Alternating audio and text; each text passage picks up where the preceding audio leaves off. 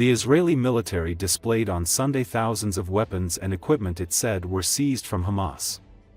Ahead of the one-year anniversary of Hamas' October 7 attack, the Israeli army showed thousands of weapons it said were seized from the militant group which were used in Israel during the onslaught as well as others taken during the past year of operations inside Gaza and Lebanon. The military, which created the display at a sprawling army base south of Tel Aviv, said it has retrieved more than 5,000 AK-47 assault rifles from Gaza and destroyed double that number, as well as seized thousands of other items including drones, explosives, RPGs, scuba equipment, machine guns, sniper rifles, anti-tank missiles, and weapons manufactured both inside Gaza as well as in Iran, Russia, and North Korea. The army also displayed homemade explosives it said Hamas used to burst through the border barrier on October 7, which it said were crafted specifically after years of studying Israel's border during years of Hamas-organized violent protests along the fence, including as early as 2018. What Hamas did on October 7 was storm Israel with all their abilities at one time, said Israeli military spokesperson Lieutenant Colonel Nadav Shoshani. He said that the Israeli military had seized the weapons from Hamas and Hezbollah in Lebanon, to study the types of weapons used as well as track where they came from. As Israel prepares for a day of somber memorials marking a year since the attacks, the military said it was increasing troop presence in Israel's south to protect memorials taking place along the Gaza border.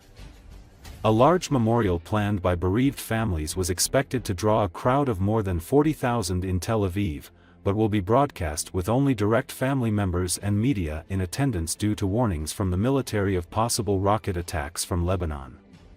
Hamas-led militants killed some 1,200 people in the October 7 attack and took another 250 hostage. They are still holding around 100 captives, a third of whom are believed to be dead. Nearly 42,000 Palestinians have been killed in Gaza since the start of the war, according to the Gaza Health Ministry. It does not say how many were fighters, but says a little more than half were women and children.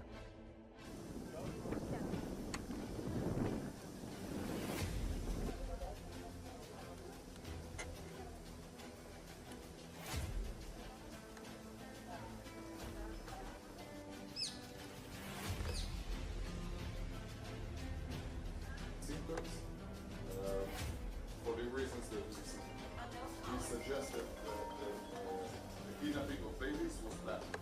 It's not by chance. For all any clinic, this would be perfectly legit.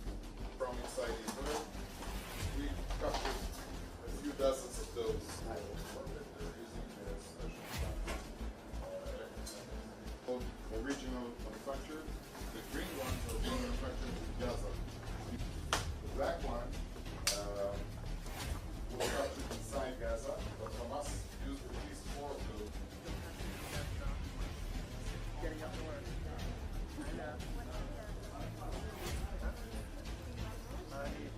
This helps the IDF prepare for battle better and learn and study our enemies better. What we put here together is a display of what Hamas used, but this is just a fracture of it. It's examples of what Hamas used on October 7th to carry out the October 7th massacre, one of the world's largest terror attacks in history, and definitely in Israel's history, the worst terror attack ever.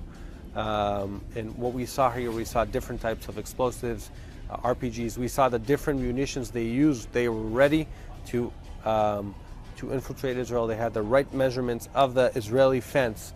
They had soldiers equipped, they had guns, they had trucks, and they had everything prepared for this terror attack against Israeli civilians.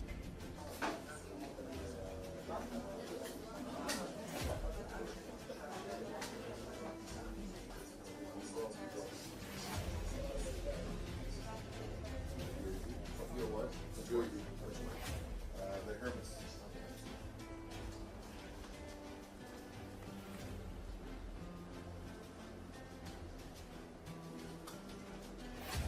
What Hamas did on October 7th was storm Israel with all their abilities at one time.